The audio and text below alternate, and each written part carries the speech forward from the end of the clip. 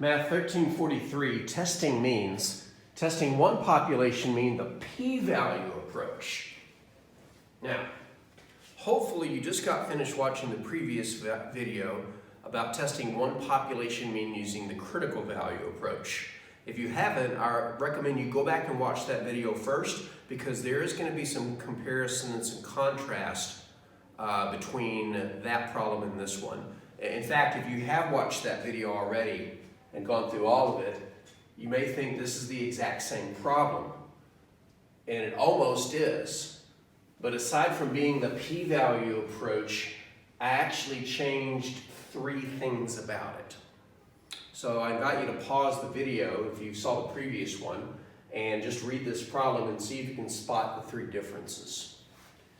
Just fixing this dollar sign here. That's not one of the differences. That was still $29,000 per year.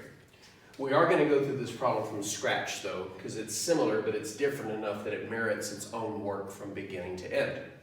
I do want to remind you about the p-value approach. Step 1 is state the hypotheses. Step 2 is calculate the test statistic. Those were the same formulas as in the previous video, but so that this one can exist independent of it, I'll remind you what they are. The standard error was the sample size, the sample standard deviation divided by the square root of the sample size, and the test statistic, t, was equal to the x bar from the sample minus the hypothesized value of mu from the null hypothesis divided by the standard error. And just like in the previous video, these 2 formulas are kind of running together, so I'll put some boxes around them to separate them. There is no critical value when you're doing the p-value approach. After you calculate the test statistic, your next move is to calculate the p-value. And just a reminder, the p-value is the area of the tail cut off by the test statistic. There is an exception though. If you're doing a 2-tailed test, which is determined from the alternative hypothesis, then you actually have to double that area to call it the p-value. So that way you're comparing 2 tails to 2 tails. Make a decision and then answer the question. It's kind of got erased a little bit in the process. There we go. All right, so let's take a look at this problem. We'll see if you spotted the 3 differences between this one and the previous problem in the previous video. A company claims the average salary of its employees is $30,000 per year. A labor union contests this claim. They surveyed 35 employees, and their average salary was $29,000 per year with a standard deviation of $2,000 per year.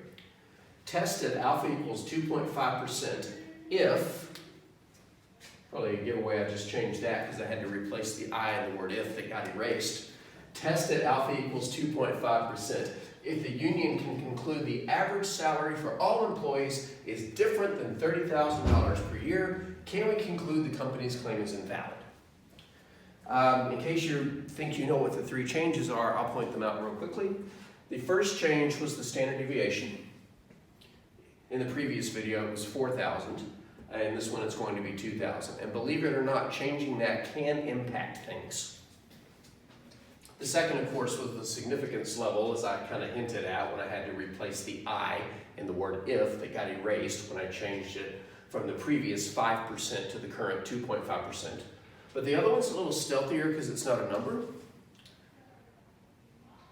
Test if the union can conclude that the average salary is different than $30,000 per year. In the previous one, it was less than $30,000 per year. I would argue that the union really doesn't care if it's different, because if it were $35,000, that would be different, but I'm sure they would be okay with it. But this is for theoretical purposes. All right, so let's jump into it. Number 1, state the hypotheses.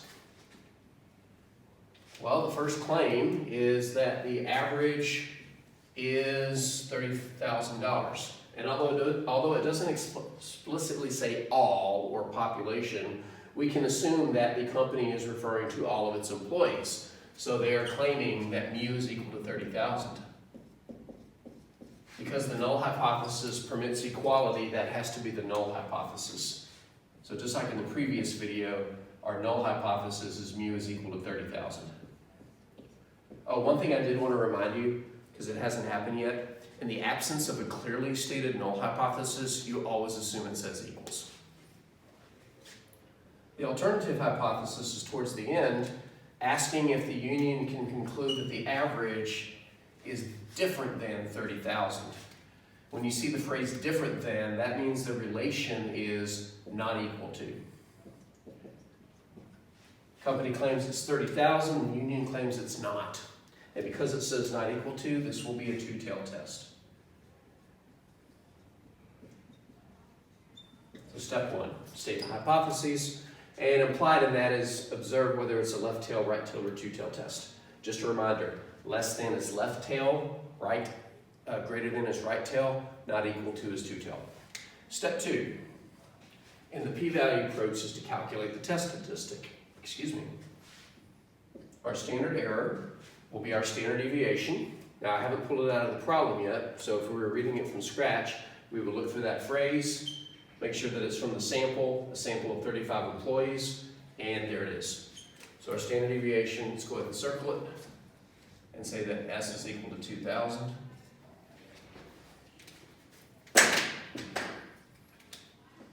Divided by the square root of the sample size. Our sample size is still 35 employees. So this 35 means n equals 35. And that goes under the square root in the denominator. This will come out to be an ugly decimal. My personal protocol is round to 4 decimal places. If you are watching this and you are not one of my students, check with your professor to see what they require. I get a standard error of 338.0617. 338.0617. So our test statistic will be what we got from our sample. Our sample of 35 gave us an average of 29,000, so that's our X bar. 29,000. So our test statistic will start with 29,000 minus the hypothesized value of the mean from the null hypothesis, which was 30,000.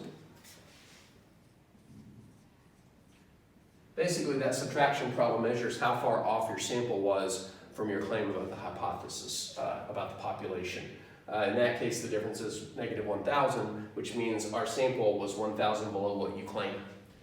Over the standard error, which is 338.0617, and again, we'll round that to 4 decimal places. I know the difference on top is negative 1,000 divided by 338.0617, and that is equal to negative 2.9580 to 4 decimal places. All right. What's about to happen next is the reason I don't like the p-value approach if you're using a t-distribution table. Technology, it's not an issue. Table, it's an issue. Our third step is to calculate the p-value. The p-value is the area of the tail cut off by this test statistic, doubled if it's two-tail, which it is. So keep that in mind. So I would start by sketching a curve. And then cutting off the tail from our test statistic. Being a negative tail, it's going to cut off a left tail. Negative 2.9580. And that's a T score.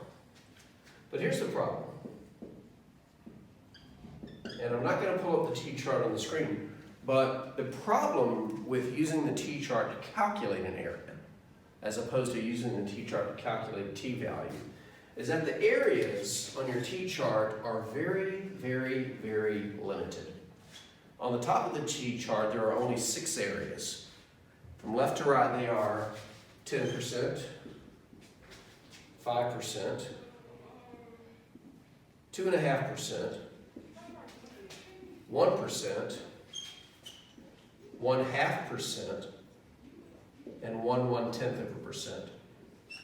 Or in decimals, 0.10, 0.05, 0.025, 0.01, 0.005, 0.001. And remember, these represent not just areas, but right tail areas. And then in the left column, we have our degrees of freedom. Our degrees of freedom, I didn't write it here, but our degrees of freedom is still going to be n-1.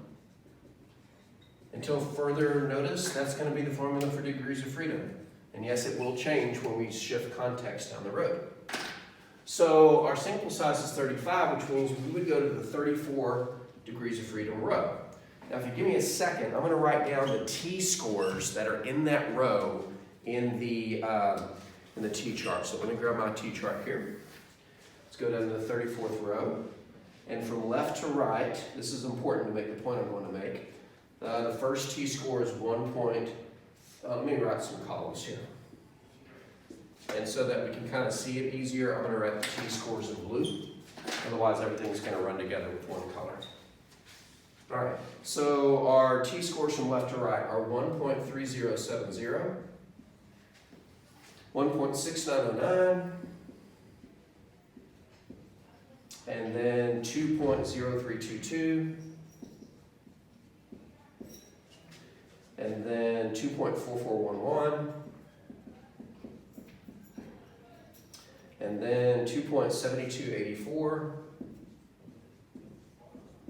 and then finally 3.3479. So what do all these numbers mean? Well, normally the way we would use a t-chart is we would have an area, we would have degrees of freedom, and we would look up the t-score and write it here. In other words, we would start with this number and calculate that number.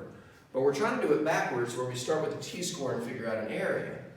We know the correct row is the 34th row because our formula for degrees of freedom still says n minus 1, and 35 minus 1 is 34.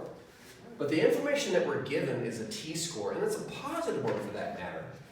Let's ignore the negative just for a second and put the positive value over here. Because of symmetry, we know these two tails will have the same area.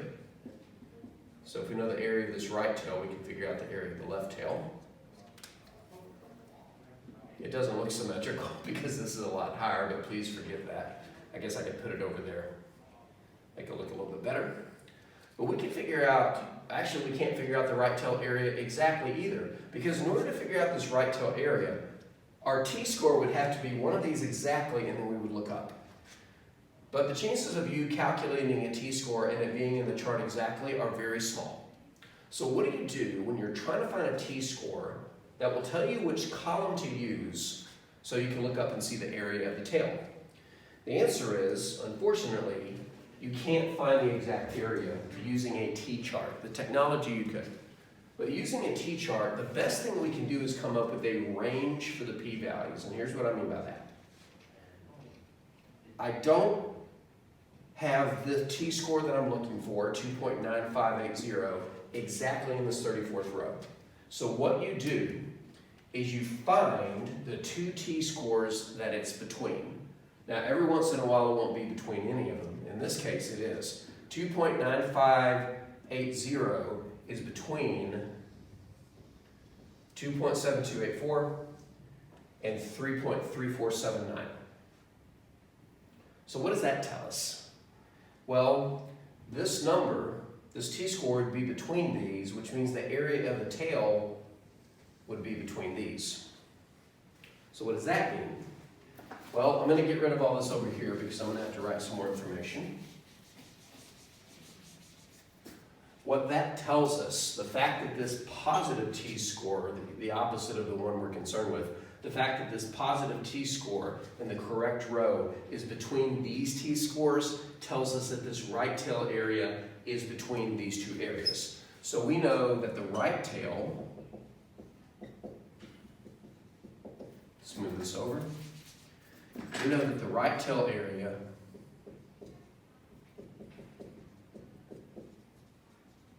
is between, and let's write it from least to greatest, 0.001 and 0.005. 0.001 and 0.005.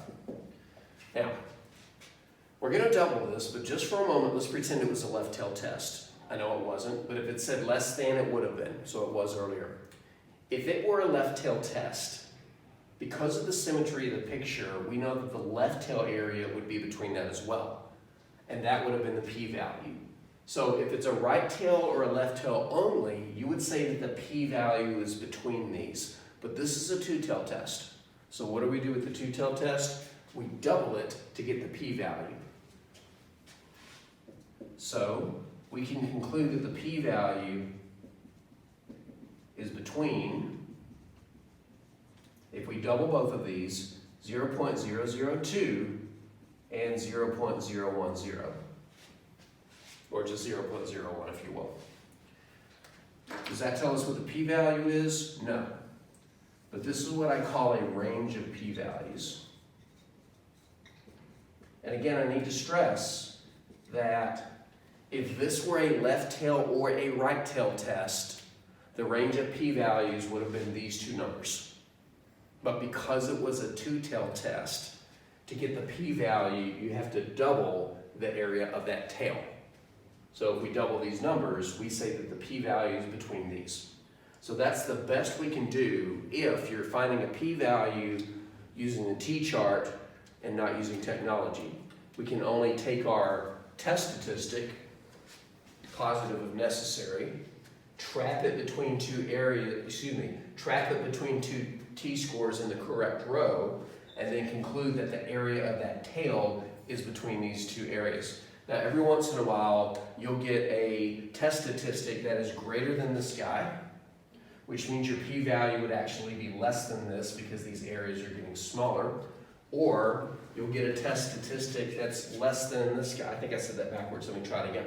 Every once in a while, you'll get a test statistic that is greater than the last one, which means it would be further down here, which means its area would be even smaller than this.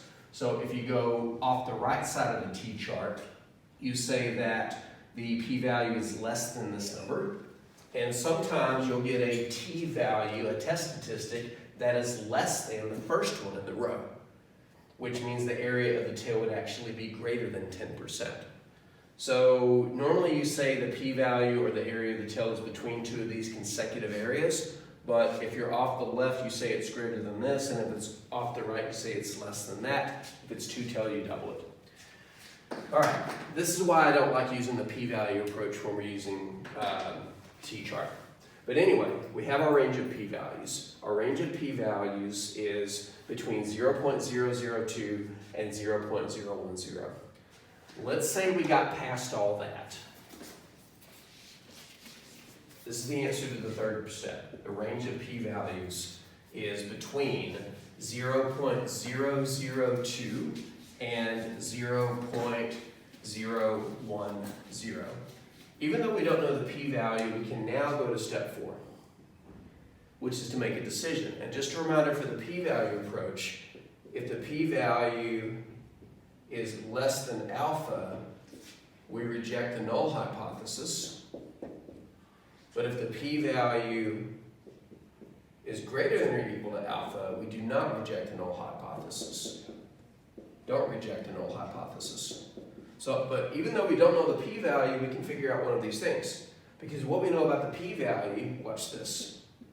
We know the p-value is between 0.002 and 0.010, which is like saying that 0.002 is less than the p-value, which is simultaneously less than 0.010. But isn't this number, the upper bound for the p-values, less than this number as a decimal? Isn't 0.010 less than 0.025? It definitely is. 10 is less than 25. So even though I don't know exactly the p-value because I know its range, and that range is completely less than the significance level, we can conclude, I'm not sure if I've shown my class this 3-dot triangle, it's a symbol for the word therefore. It means you're about to draw a conclusion. Therefore, we can conclude that the p-value is less than the significance level. Well, let's just put alpha, even though we don't know the p-value. Therefore, we reject the null hypothesis. At which point we can do the fifth part, which is to answer the question. Again, when you answer the question, you have to ask which hypothesis they're asking you to claim. The null hypothesis was the company's claim, and they're asking, can we conclude that that claim is invalid? Can we conclude the null hypothesis is invalid? In other words, can we reject the null hypothesis? We just did. So yes, we can conclude. We can conclude the company's claim is invalid.